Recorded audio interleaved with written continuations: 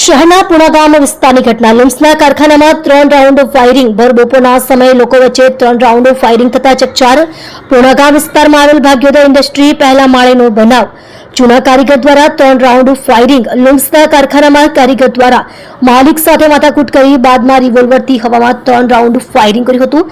Firing બાદ મોબાઈલની લૂંટ કરી કારીગર થયો ફરાર।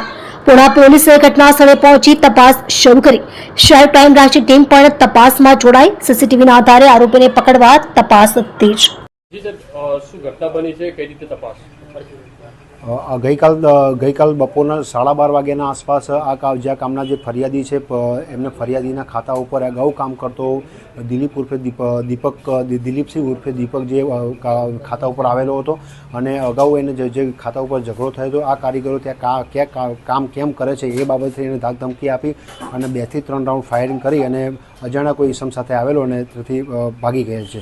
જે અનુસંધાને આ કામના ફરિયાદીની ફરિયાદ લઈ અને સીસીટીવી આધારે તેમજ એના જે ફોટો આઈડી તેમજ એનો મોબાઈલ નંબર મળેલ છે તે આધારે મહેરબાન સીપી સાહેબના હુકમ મુજબથી 3 અલગ અલગ ટીમો બનાવી અને આ કામમાં આરોપીની પકડી પાડવા માટેની તજવીજ હાથ ધરવામાં આવેલ છે।